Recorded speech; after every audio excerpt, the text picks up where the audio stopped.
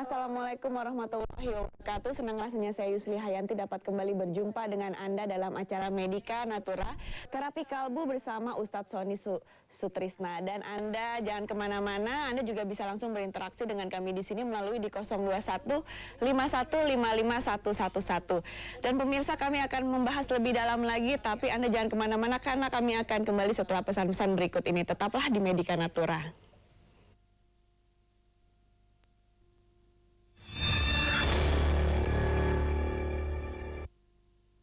Kayak aku pagi-pagi lari 30 menit, pulang bawa TV, mantap kan? Itu maling. Kata aku lari.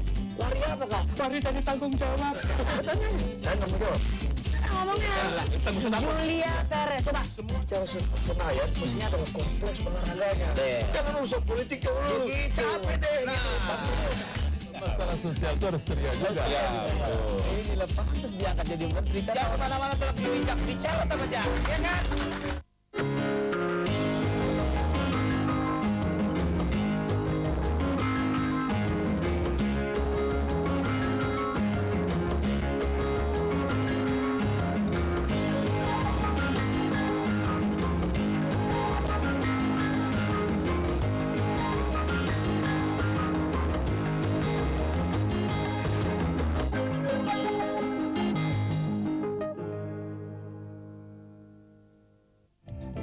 Pemirsa, apa kabar? Panas bang, mendek. Gimana kalau yang berondong aja?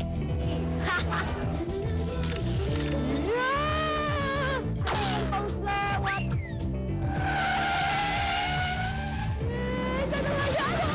Honey, Pokoknya lengkap. this is Christian Bautista. Don't forget to watch Jalan Jakarta right here on Jack TV.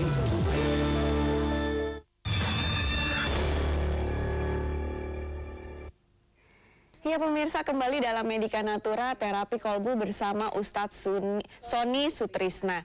Dan pemirsa, kami masih menunggu telepon Anda di 021 5155 111. Dan tema kita pada pagi hari ini yaitu sembuh berkat doa, duduk di antara dua sujud. Dan Anda juga nanti bisa langsung bertanya dengan Bapak Ustadz Sony apabila Anda mempunyai keluhan seputar penyakit Anda saat ini. Dan langsung saja saya berbincang dengan beliau. Assalamualaikum Pak Ustadz. Waalaikumsalam. Semakin segar ya Pak ya.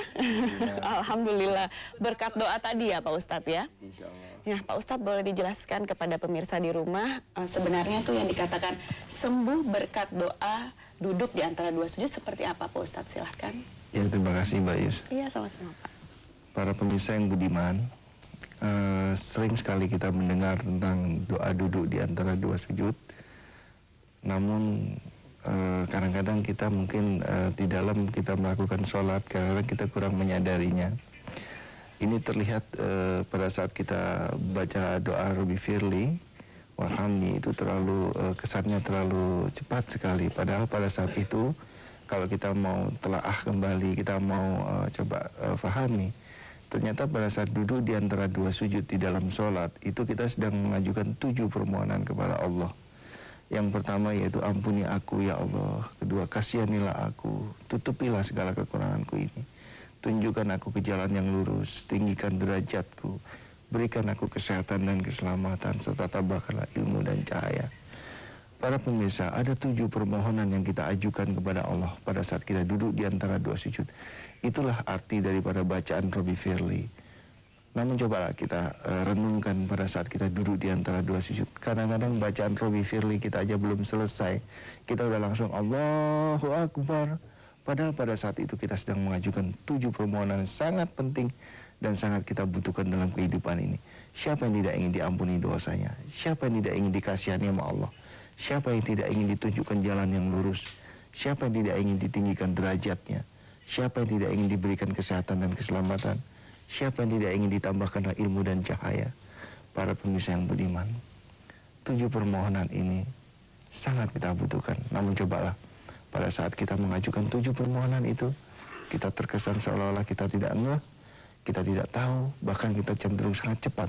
Bahkan gerakan kita pun berdasarkan refleks tubuh. Allahu Akbar. Pada saat Rabbi Firli belum selesai, Allahu Akbar. Nah, inilah kira-kira untuk ke depan sebaiknya perlu kita rubah, kita telah kembali. Nah, kalau duduk di antara dua sujud ini betul-betul kita hikmai, kita maknai, insya Allah akan memberikan manfaat dan faedah untuk kesehatan kita. Kira-kira demikian. Gitu ya Pak Ustadz ya. Nah berarti pemirsa kalau misalnya kita bisa maknai, kadang sesuatu yang mungkin sering terlewatkan itu mengandung banyak makna ya Pak Ustadz ya. Iya. Betul sekali ya Pak ya.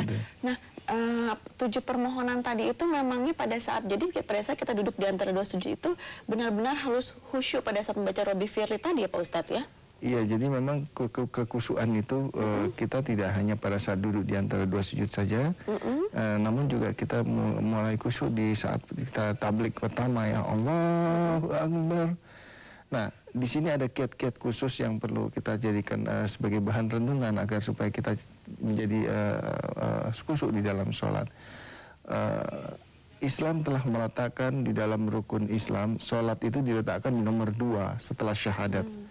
Jadi artinya apa? Diharapkan kepada kita semua penganut agama Islam untuk betul-betul memahami dan memaknai syahadat. Setelah itu baru kita betul bawa pemahaman dan pemaknaan syahadat itu di dalam pemahaman kita pada saat kita melakukan sholat. Di sini sangat penting para pemirsa. Kenapa? Karena biasanya pada dasarnya dan pada umumnya syahadat hanya dijadikan sebagai sebuah ritual seseorang dinyatakan Islam. Alangkah indahnya selain daripada itu fungsi dari syahadat ditingkatkan seperti Nabi Ibrahim alaihissalam. Beliau untuk memahami dan memaknai syahadat, beliau mencari jawabannya seumur hidupnya. Di manakah Allah? Nah, ini harus kita sadari betul sehingga kita betul-betul mengenal siapa Allah, siapa kita. Dan kita betul-betul melakukan suatu saksi, bersumpah saksi itu bukan hanya sekedar ucapan, tapi betul-betul keluar dari suatu kesadaran. Aku bersaksi, jadi betul-betul saksi. Aku betul-betul menyaksikan, aku saksi bahwa tiada Tuhan selain Engkau ya Allah. Nah, pemahaman ini sangat kita perlukan pada saat kita masuk di tingkat yang kedua yaitu sholat. Ingat, pertama syahadat, kedua sholat. Setelah itu baru zakat.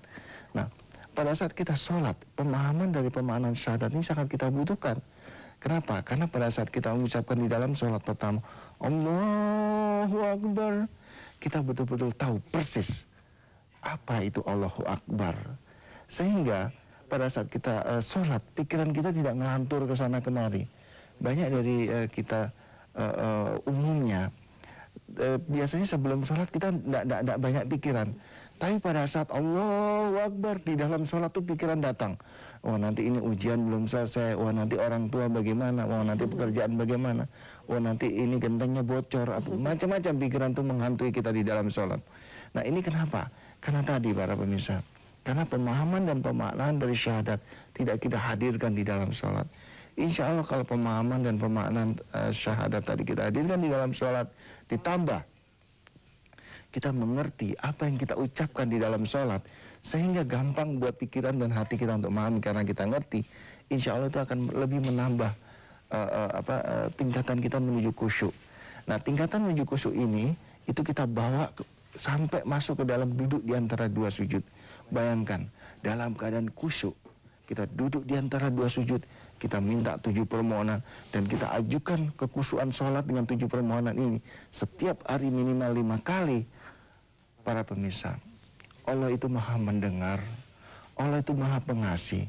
Insya Allah kalau kita khusyuk, kita betul-betul mengerti apa yang kita ucapkan di dalam sholat, kita minta di waktu subuh, kita minta di waktu zuhur, kita minta di waktu asar, maghrib, isya, ditambah lagi sholat sunah-sunahnya, Allah itu maha mendengar. Insya Allah 7 permohonan ini akan dikabulkan. Tapi permasalahannya banyak di antara kita, bukannya Allah tidak mau mengabulkan 7 permohonan ini. Permasalahannya apa? Kita sendiri yang melakukan sholat nggak ngeh. Pada saat itu kita sedang mengajukan 7 permohonan. Iya. Cobalah kita jadikan ini sebagai renungan bersama. Ya, Pak Ustadz, kalau misalnya boleh kita bahas bagaimana penyembuhan dengan yang dikatakan penyembuhan dengan berkat doa tadi, Pak Ustadz. Penyembuhan terhadap beberapa penyakit. Jadi kalau memang kita kembali lagi, kalau memang kita khusyuk di dalam sholat tadi karena menghadirkan tadi, maka sholat itu akan berfungsi nanti sebagai vacuum cleaner. Jadi sholat itu diturunkan oleh Allah di muka bumi. Tujuannya kan supaya si pelaku sholat itu terhindar dari perbuatan keji dan mungkar. Ya. Jadi kalau memang sholat itu benar-benar kita jalankan dengan khusyuk, kita maknai, kita hikmah dan kita mengerti, kita memahami, insya Allah sholat itu akan berfungsi sebagai asal usulnya diturunkan, yaitu sebagai vakum cleanernya hati, sebagai penyedot debu dari hati dari kotoran-kotorannya. Nah, para pemirsa, kalau hati seseorang tiap hari minimal 5 kali disedot, dibersihkan, insya Allah hati itu akan baik. Allah berkata, kalau segumpal daging atau hati itu baik, maka baiklah semuanya. Artinya apa? Kesehatannya pun akan menjadi baik, tingkah lakunya pun akan menjadi baik, permohonannya yang 7 jadi cepat diijabah, hubungannya dengan masyarakat pun menjadi baik, kelakuannya menjadi baik. Para pemirsa yang budiman, saya pikir ini perlu kita sebarluaskan di negeri kita ini. Karena inilah yang saat ini yang sangat kita butuhkan di negeri ini. Kita tidak memiliki penyedot debu untuk kotoran hati.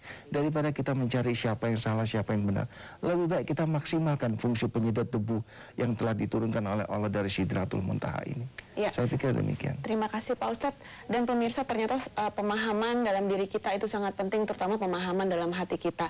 Dan pemirsa, setelah ini saya akan membahas lebih dalam lagi dengan salah satu pasien dari Pak Ustadz Sony Sutrisna. Untuk itu Anda jangan kemana-mana, tetaplah di Medika Natura Terapi Kolbu bersama Ustadz Sony Sutrisna.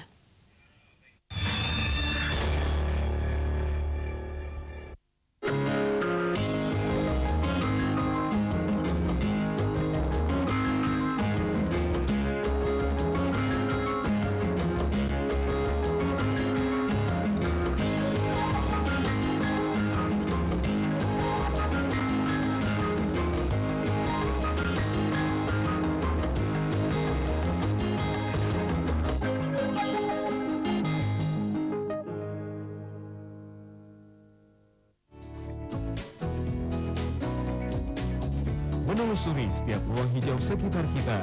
Tanaman ini ditanam melalui pot atau plastik seperti ini. Mencari tahu lebih dalam seluk-beluk upaya pelestariannya.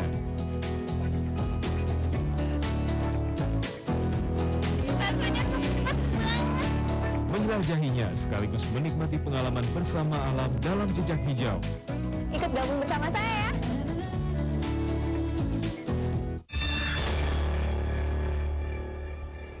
Ya pemirsa, kembali bersama kami dalam Medika Natura Terapi Kolbu bersama Bapak Ustadz Sony Sutrisna, dan kami masih menunggu line telepon Anda di 021 51 55 111. Dan kini kami sedang membahas mengenai penyembuhan penyakit melalui doa, berkat doa di antara dua sujud. Dan saat ini saya juga sudah ditemani salah satu pasien dari Pak Ustadz, yaitu Mbak Putri, dan saya akan berbincang-bincang terlebih dahulu dengan Mbak Putri. Ya Mbak Putri, apa kabar? Mbak Putri, kalau boleh cerita pada saat pertama kali Mbak Putri datang ke lokasi terapi kolbu, apa keluhan Mbak Putri? Keluhannya pertama itu menstruasinya itu lancar jadinya.